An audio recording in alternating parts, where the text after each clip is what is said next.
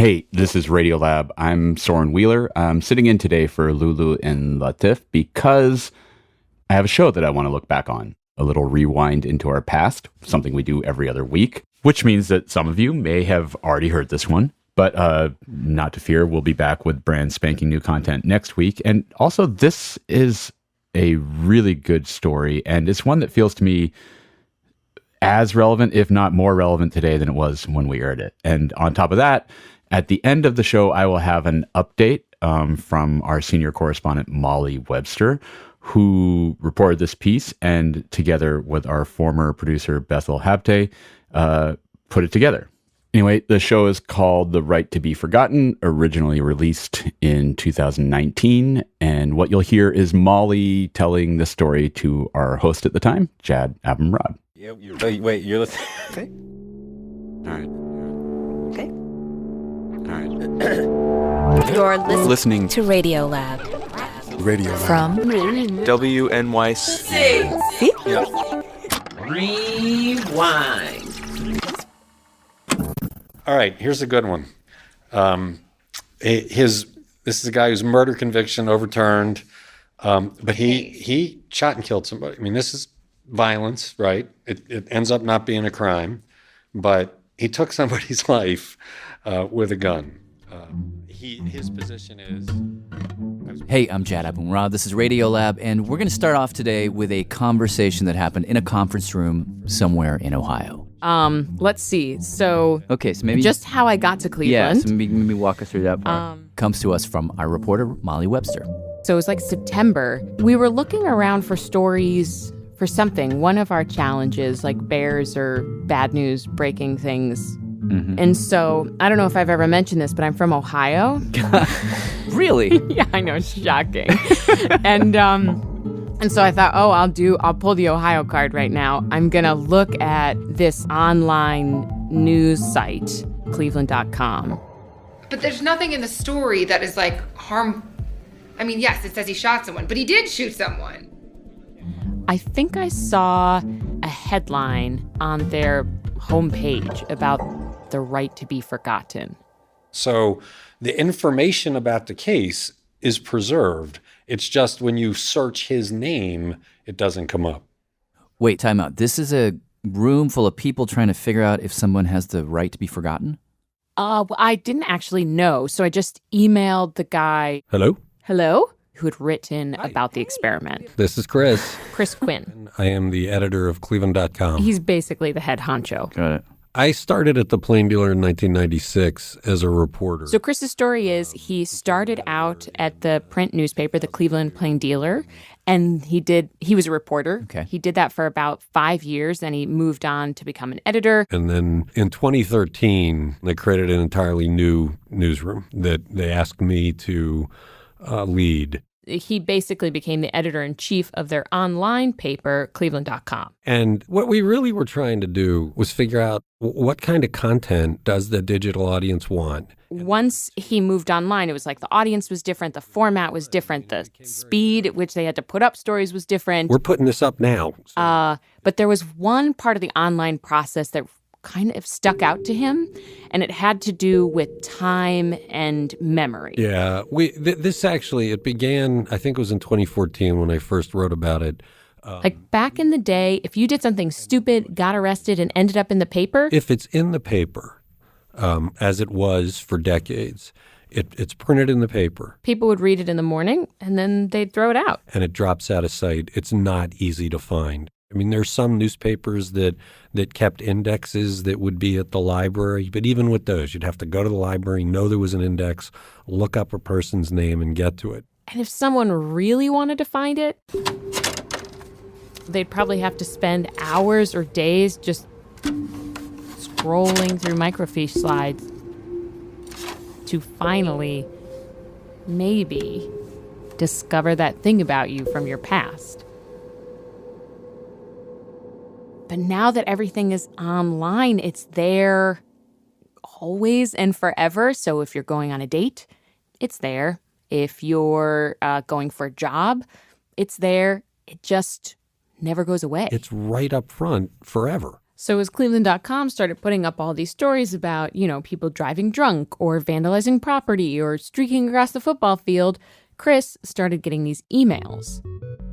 I am requesting that my name be removed from the January 7th. Requests from people to take down stories about them. I made a big mistake, owed up to it, and paid for it. The situation has had a horrific effect on myself and my entire family. Because they're embarrassed or it hurts their ability to get jobs. The article below appears near the top of any search using my name and the word attorney. These stories have come up in every job interview I've had in the last 5 years. It has hurt my career. Or their children are getting older and might find them. That article is a nightmare for me. It has caused trauma to myself and my children in our normal lives. I have 2 daughters, 11 and 14 years old. We were the cause of some major suffering. I've suffered depression. Harming people a lot and crushing them psychologically. I'm just in a corner and don't know what to do. It didn't feel good, but we didn't address it at the time. We kind of put it aside and didn't act on it. Why not? Well, editors all across the country were getting these emails. But there was a long-standing feeling that we're the first version of history and that these archives are sacrosanct and you would never change them. Journalists, as a profession, have this idea that they are the first draft of history or the public record, and you just don't mess with that. And every month I'd get more of these requests from somebody saying, your story is wrecking my life. Can't you please take it down? And every time I'd be hard line. Yeah, we don't do that. But the number of these continues to increase. And man, when you read them, these are people that are imploring you to help them overcome a mistake. And it just in the end, we had enough of these in a row where it was, okay, we do not want to be the agent of suffering. So Chris made an announcement. This was the column that I read, and it said something like, if you've had an article written about you, and it was by us, and you want it taken down or, your name deleted or something, send us an email and we'll consider it. I just thought, who has the right? Who has a right to be forgotten, or who doesn't have the right to be forgotten? Who's making those decisions? What are the kinds of things that they're thinking about when they're deciding who to delete and who not to delete? And so when I was talking to Chris, I was asking him all of this, and for reasons I don't entirely understand, he just said, you're welcome to listen in. Why don't you just come see for yourself? We talk it out. Just acknowledging this continues to be very much an experiment. So that brings me into the room. Hey, I'm Molly Webster. Hi, it's lovely to meet you. So they meet about once a month. When I visited, there were 7 people in the room. Hi, I'm Laura. I'm Molly. Hi. Pretty standard issue conference room.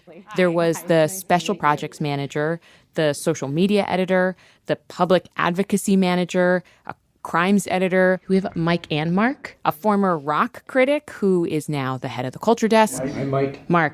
Mike, and a sports editor. You're David. Okay. We all sit around a long table. Chris outlines the rules of engagement.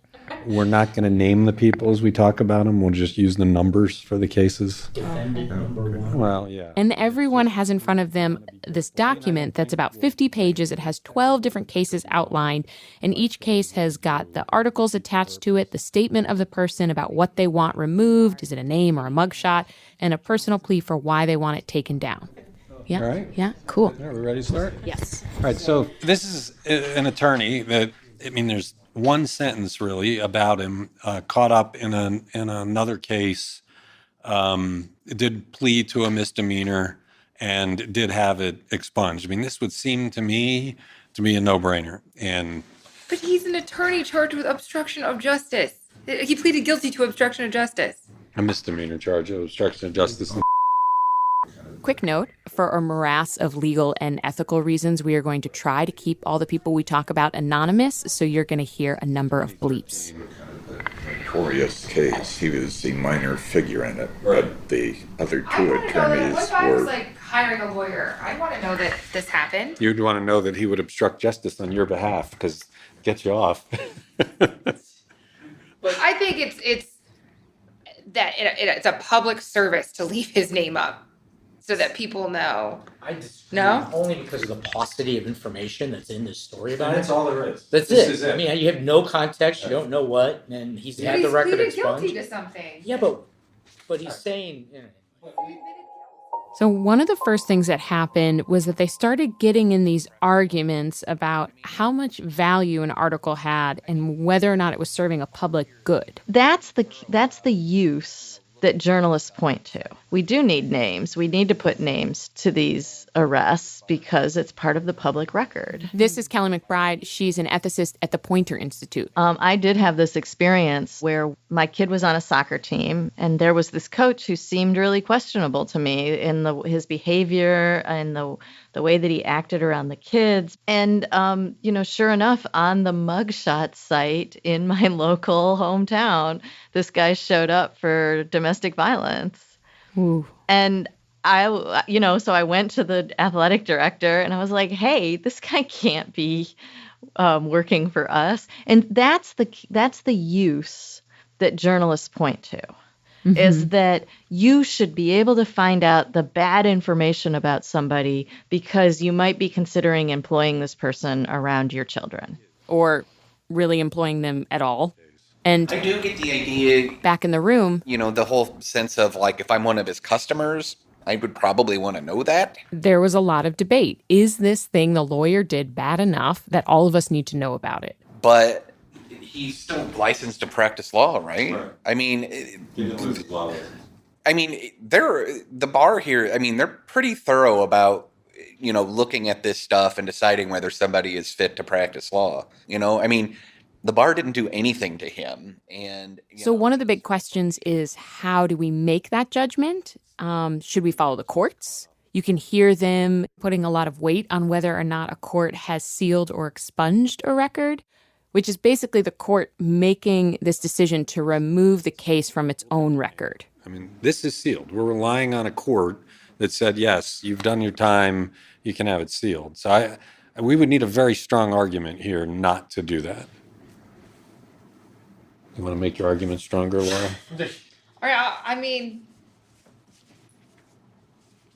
No, I guess.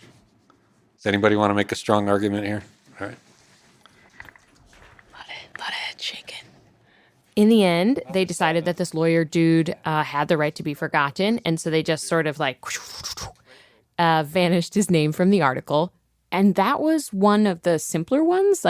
After that, things definitely got tougher because some of the cases they talked about were so complicated, someone who killed somebody, and then it was labeled self-defense. And I was like, well, it's not murder, but that's still killing someone. Does that person have the right to be forgotten?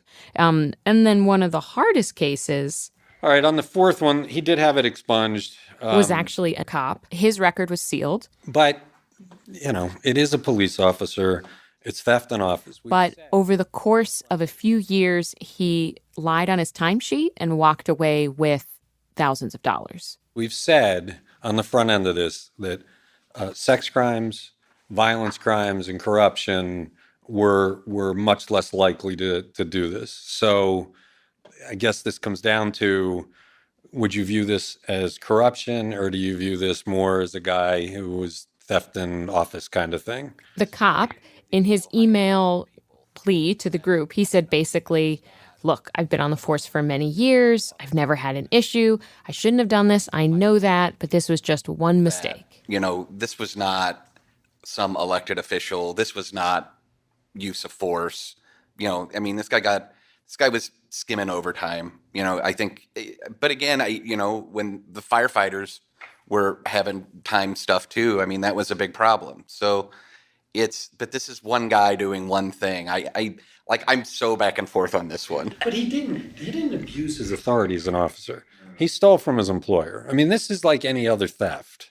Yeah, but I hold him to a higher standard for being a cop in the first place. It was interesting. You could see people's just opinion shift.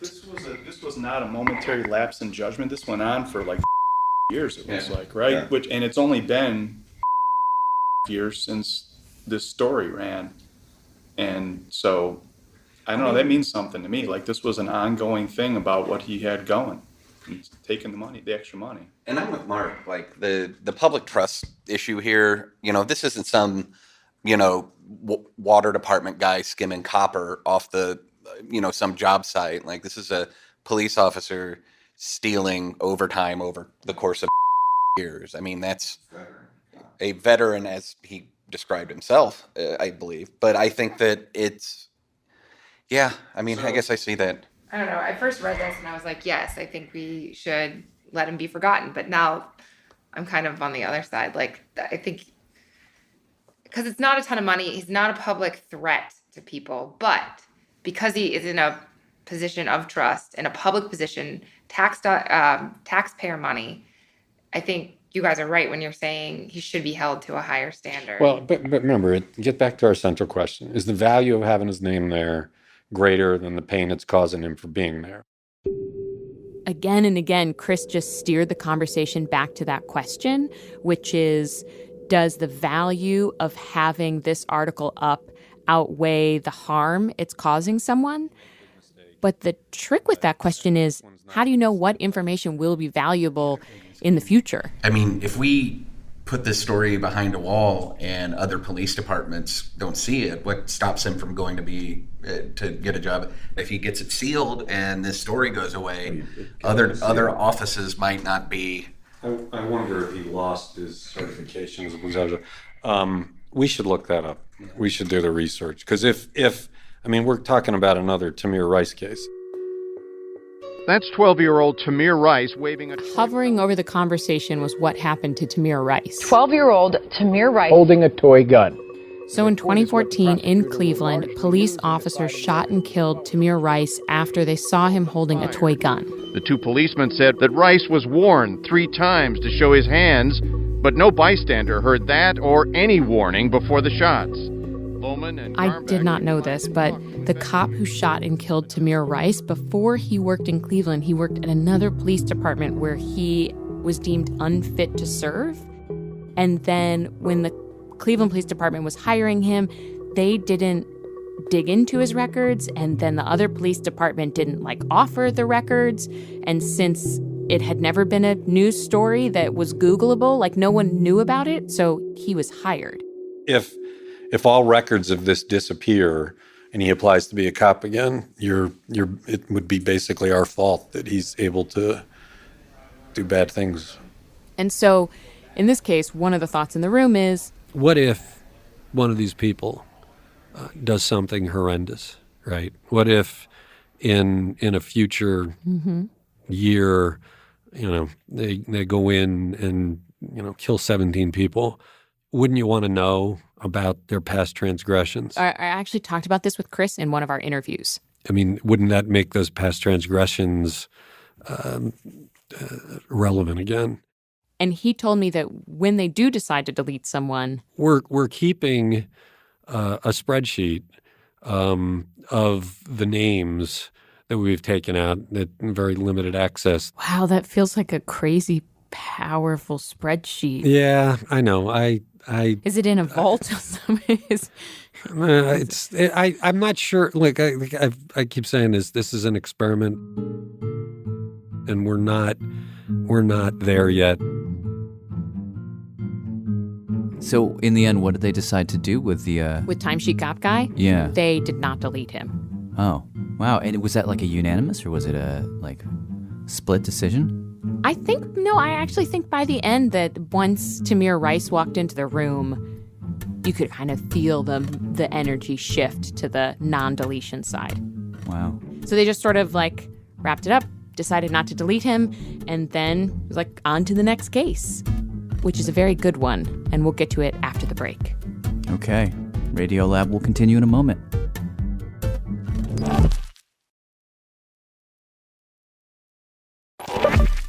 I'm Jad Abumrad. This is Radiolab. We're back with Molly Webster and the right to be forgotten. Yes. And I have a question for you.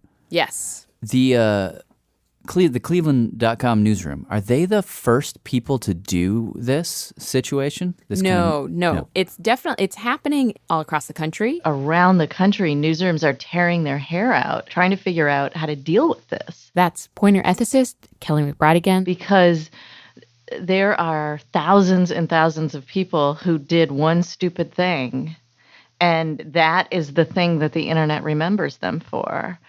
And one of the things I found out was that it is a huge conversation, but not a lot of people are openly talking about it. And all of these kind of quiet conversations seem to be happening now because of something that's like bubbling up in Europe.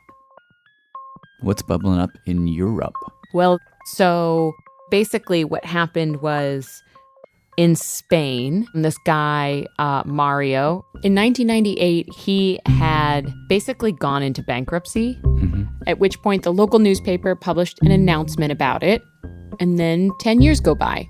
Mario cleaned up, got his money back, got his life back on course. And so he reaches out to the newspaper and he was like, hey, I've cleaned up my life. Can you take this bulletin down so it doesn't show up on the internet? And the newspaper says no. Do you know why they said no? Because I think for the usual reasons? Yeah, we published this. This is local news. Public it's part record. of our archives. First public draft of record. history. Done. Okay. And then he goes to Google and he says, hey, can you delist this from your search engines? And they say no. And so, long story short, he actually takes Google to court, gets all the way up to the European Union Court, which is like the Supreme Court of the European Union. And in 2014, the judges in this European case make a decision that if something is out of date, irrelevant, or not accurate, a person can request a search engine to take it down. So in Europe, you can petition to have things taken off the internet? Yeah, and it is this moment where like a new right is established. This is when you start to hear the phrase right to be forgotten. The unfortunate element of human remembering is that because our brain forgets automatically, we never had to deal with deliberate forgetting. This is Victor. Victor Meyer-Schimberger, professor of internet governance, Oxford University. I called him up when I was trying to figure out what was happening in Europe. We can't deliberately forget. If I tell you, please forget that my second name is Michael, you will remember that. Yeah. It's the exact opposite. And so the problem is we don't know how to disregard memories of our past. We don't know how to forgive if we remember.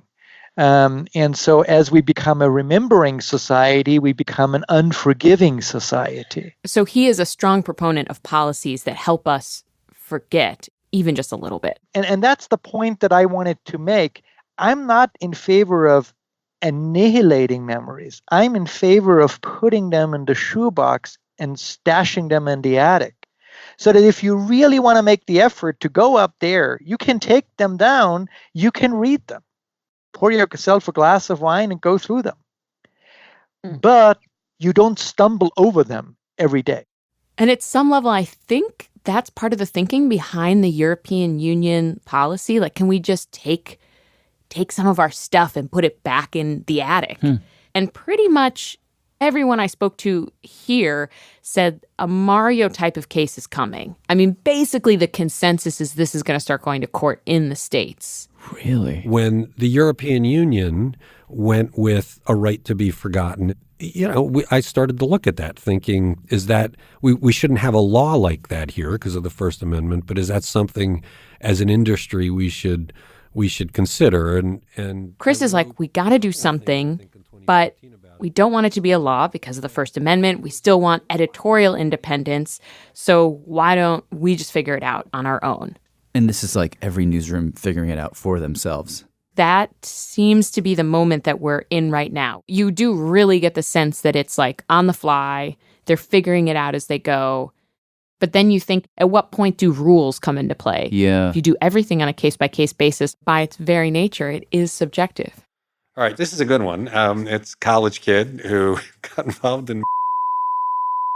So one of the cases that Chris and the other editors talked about while I was there was this college student who got involved in a drug operation. We're not going to say which drug. And he was doing it with some friends, and we're not going to say how many. And this is one of the kids asking us. Again, it's going back. It's 20. It is a college kid doing something very, very stupid. But, you know, it's going to dog him for the rest of his life if it stays on our site. Everybody knows about it. Yeah, but this is a college kid doing something really dumb. I mean, and it's bad. I mean, he was enabling people to do drugs. Years later, he's trying to get on with his life. So the first thought you hear in the room is just, oh my God, we were all idiots in college. We should take these articles down. I didn't have an issue with this one, but if somebody does, speak up. I mean, But then on the other side, There's something to me that's different between and, selling pot on the side when you're in college or something and getting caught for it. Or even selling drugs and other drugs. So it seemed to me like years, I don't know if that's long enough for me to think like, let's take this down. Mike never did anything stupid when he was in college, I guess. Well, I did, but I did not. Now, look, I'm the former rock critic, right? So I'm like given to like give this guy a break. But it seems to me that judging from like some of the other cases we've looked at, this is fairly serious. He wasn't one of the ones that said they were getting clean, right? Like he wasn't saying I was under the influence of drugs at the time. And no, I mean, that's not an excuse, but the conversation turns to, okay, who is he? Does he deserve to be forgotten? And to figure that out, there are a ton of different questions you could ask. You know, is he sober? Is he reformed? Was he sober then? How much time has passed? How much time was he doing it? Here's the question. Are the other people in here having a difficult time getting jobs? I mean, there's a lot of unknowns here. You know, I mean, all these other people, their lives might be fine. Maybe there's another reason this guy isn't getting jobs, you know. Do we know that he hasn't done anything since then? Yeah, he's clear, and he is seeking to get it expunged. He's saying it's coming up in every job interview he has, right? Does an employer have a right to know this? Does an employer... And he is getting it expunged. I mean, the other thing we could do is say, when your expungement's complete, let us know, and we'll take it down.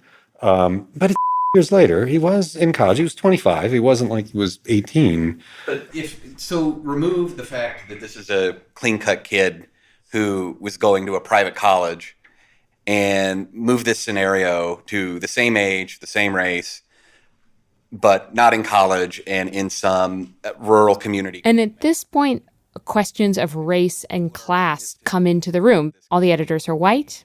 Most went to college themselves. Is that biasing them in some way? Would our willingness to forgive this kid be different if the social economic issue changes here? This isn't about forgiveness. It's about the idea that on our site, because we're so big, when you search for somebody, this is the first thing you find. And we haven't set any kind of economic strata for this. We haven't set a geographic strata. We're considering each case as it comes in. It's this case. Does this kid deserve to have his name removed? Is enough time passed? It's not a crime of violence and corruption? That's really the central question. As you heard, Chris reacted pretty abruptly to the word forgiveness being brought into the room. I don't think we are in a position to forgive. So I asked him about it after the meeting ended. I think it's almost presumptuous for me to think that I can forgive these people. But I agree that is it. But in a sense, you've taken on. If we acknowledge these people and offer them respite, we'll help the rest of the world do that too. That to me sounds like forgiveness. I don't feel like we're forgiving the 7 people who asked for this relief. I feel like we're enabling them to carry on with their lives without the baggage of the mistakes they made, because society is very judgmental, and if somebody looks them up, sees that they did this, it's a big mark against them. I think what we can do is kind of revert back to the way things worked before the internet, the way it used to be. Right. Well, if we think the answer to this is to find a way to unpublish everything that somehow we collectively think ought to be unpublished, that is a pipe dream. I ran Chris's thought by Deborah Dwyer, who is a doctoral student at the University of North Carolina, Chapel Hill School of Media and Journalism. I was talking to her because she has been studying journalists and how they're approaching takedown requests in this whole right to be forgotten issue. And basically what she told me is you can only delete so much. Yeah, no, we're never going to be able to eradicate our past. That day, that ship has sailed. But the power that we give an arrest report from 10 years ago on a minor offense that some silly child did, and they're now grown up and responsible and attempting to get into law school, people actually have the power to determine how important that is, right? How much weight do we give that? Organizations I talked to said they were considering not covering arrests or court cases, actual trials, unless they could see them through their completion. Part of this might be being better about choosing on the front end what types of stuff we want to commit to digital memory. Mm-hmm. But part of this is us shifting our perspectives. Because if you can never totally forget something, you have to learn how to forgive without forgetting. Right? But we live in a world of revenge porn and mugshot extortion websites and public shaming. And so is that the type of society we want to be? Because again, some of Is this that the type of information... society that's going to forgive you for that thing you did 10 years ago? Well, likely not right now, but that information, there's never going to be a perfect way to clean up everyone's past. That is, we've got to learn to live with it. And if we can decide maybe that we ought to address it with a little bit of compassion, that gives me hope.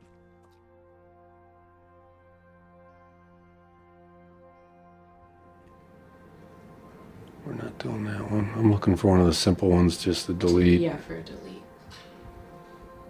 Here's one. So this is just deleting like a 2-sentence paragraph maybe, or 1-sentence paragraph that just says his name, this guy's name. Delete. And then I add a note at the top. It's that. This story was updated to remove someone's name in accordance with the Cleveland.com right to be forgotten policy. You stick that right at the top. Oh, you put in a date. Yeah. Make it italic and say note.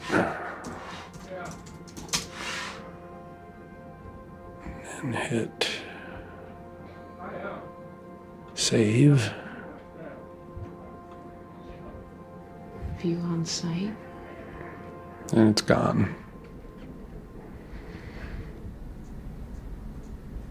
All right. Well, one person's going to be really happy when he Googles his name today. Yeah, right. Because it all just changed. It all just changed. It'll take me probably, I'll get to all of them by probably, the end of next week, because I'm going to be out of town in the beginning of the week. Cool. I think I'll this is send where it I to leave Carl. you. All right. Yeah. When's your flight? Well, I'm going to stay the weekend, so I'm going to leave. So what did you walk away from the whole Cleveland experience thinking?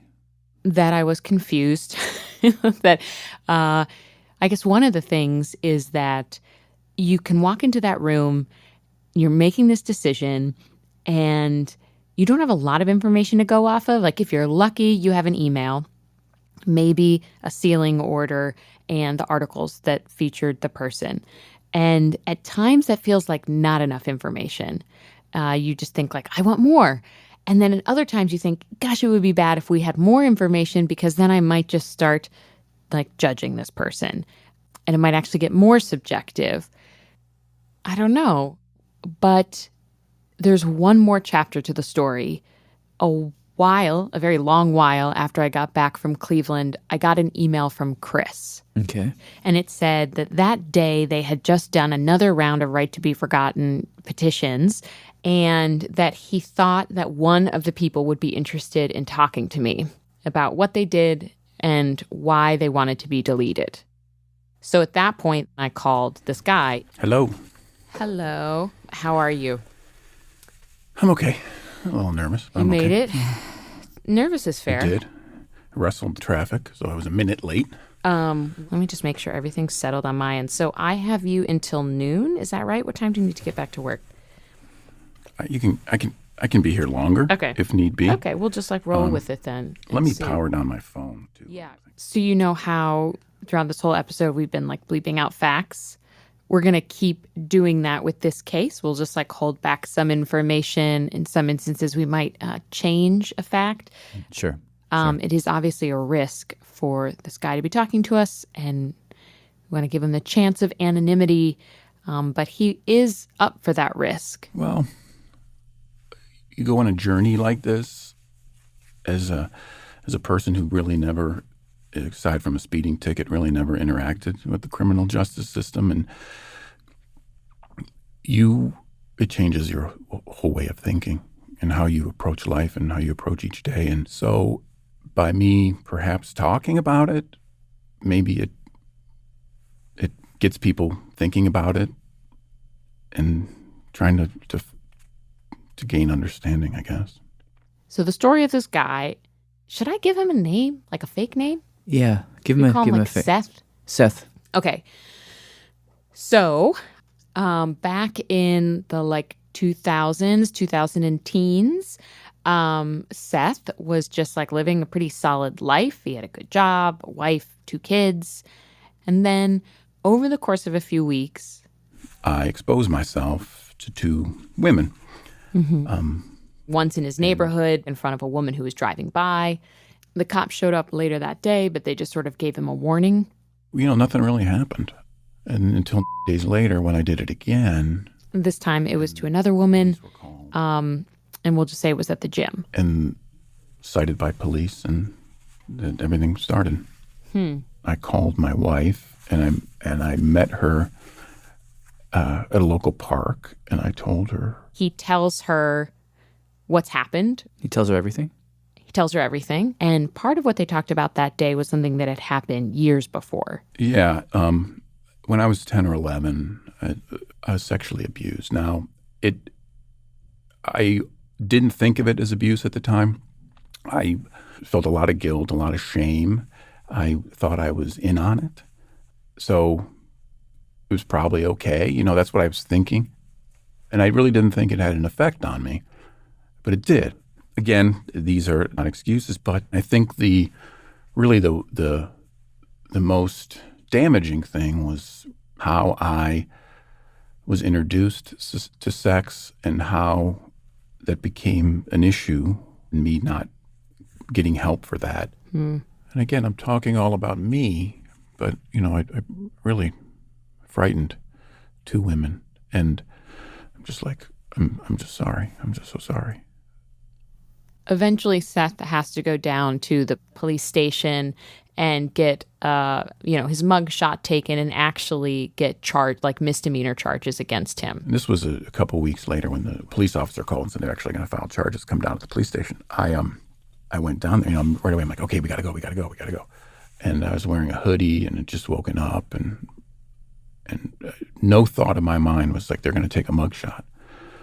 But they did, and Molly, if you ever get cited or ever get called to the police station, take a shower, wear something nice, because it was a horrible picture. It's always there. I'm just a couple keystrokes away from my mugshot, from the worst picture I took, the worst day of my life. So if this had just stayed in the court system, no one would have ever seen that mugshot, because Seth just gets to this point where he's like, I just am guilty. I just want I will plead guilty to everything. I did it. I want to take responsibility for it, and I'm sorry. He pays a fine, serves probation, We're told he issues some sort of statement of apology to the women, gets a new therapist. But then, of course, in the midst of this, he gets a call from a local newspaper. Somebody had tipped them off that I had been cited for indecent exposure. From there, it was picked up by paper after paper and different online news sites until it was all over the place. You think about my parents are still alive. What are they gonna? They're gonna read this in the paper. My kids. Yeah. Just a lot of shame, and it's almost like shame is what you deserve. And so by the time that stuff starts rolling out, he tells his kids. He ultimately loses his job. And the whole shame thing. So when I would walk around or go to the grocery store or things like that, and I'm sure it was delusional, but I'm like, everybody's looking at me. They're pointing it out. And, again, so my kids, so my son goes off to college, meets people, they Google, and, a unique name in a hometown, and there I am. So I think that's really a big part of the damage is the family, and they didn't do anything. They don't deserve any of that. He said a particularly low moment was when his daughter came to him and said, "You're the number one news story." Oh, wow. You know how you can see the top news stories for your area if you're in a search engine, if you're doing Google News or something. Apparently his story was the first one, and it was his mugshot. And a really salacious story about me. And not that he didn't do you don't want to excuse it for sure. A creepy, dark kind of thing. Totally. But that's the heart of the question. How do you weigh the value of us knowing about Seth and what he did against the harm that it's doing to him and his family? In this moment, all of us are probably making different decisions in our heads. But here's what actually happened. According to the law, a year after he's done everything the court asks him to do, he can apply to have his records sealed, which he did, and the judge agreed. I think I got them finally sealed in May of this year. And no one has access to the judge's thinking. The records are sealed. But not long after that, he saw that Cleveland.com was doing this right to be forgotten thing. And so he was like, oh, that could be me. I could do this. I wasn't sure if I'd get approved, but I still had hope when I sent it. Tried to craft a good email, really state my case as much as I could. So I have the letter that Seth wrote to the Right to Be Forgotten team at Cleveland.com. And I'm not going to read the whole thing here, but just to give you a few excerpts. It says, "Years have now passed since my mental crisis and my very public and salacious brush with the law. I am grateful for a few things. The love and support of my family guided me out of the darkness. I am here and not in a cemetery because of them."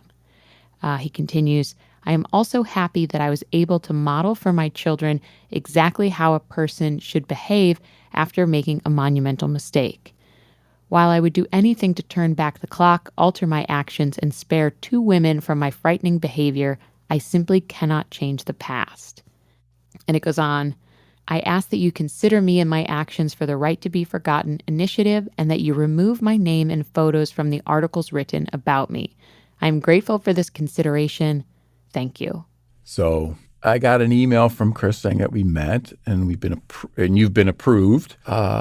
And he said something like there were mentions and there's really no way to just take out your name. So we're just going to take the stories down. Wow. Mm-hmm. So I talked to Chris about taking all the articles down, and he said, first thing, the case is just so notorious that taking Seth's name out wouldn't actually allow him to be forgotten. And so it just made more sense to delete all of the articles. The other thing is, it seemed like a case that just kind of fit into the rules that are emerging in these committee meetings. These were misdemeanors. It wasn't violent crime. It wasn't corruption. It wasn't a celebrity. They thought he seemed apologetic. There had been no other instances. So to them, it seemed like a pretty cut and dry decision. But I still have, it was not the only outlet that the stuff appeared in. So I still have a Google problem, but again, like the records being sealed, like every little step and every day that passes, every bit of time, you leave a mistake in the past and you're one step closer to a new life, a second chance, something better. And this was a big milestone. I have a question about the women who you expose yourself to. That's Radiolab producer Annie McEwen. She was in on the interview with Seth. As far as the women go, they're anonymous in all the articles and the records are sealed, but it's their story too. And so at the end of the interview, Annie asked Seth about this. So I'm just trying to put myself in their shoes. And if they wake up to somehow discover that the article about their experience was taken down, like, do you think about that from their perspective? I have. I hope they don't think about it, honestly. I don't know how they'd think about it. I don't know. I don't know. I don't know if they might be upset. But I don't know. I hope they don't think about it.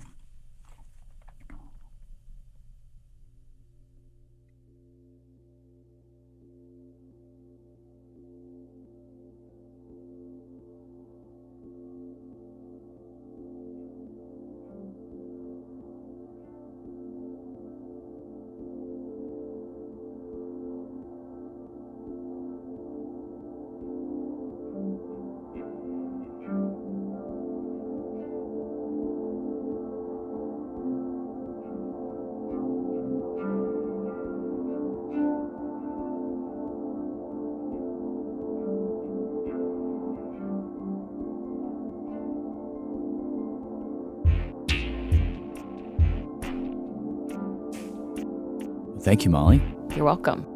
That piece was reported by Molly Webster and produced by Molly Webster and Bethel Hopte.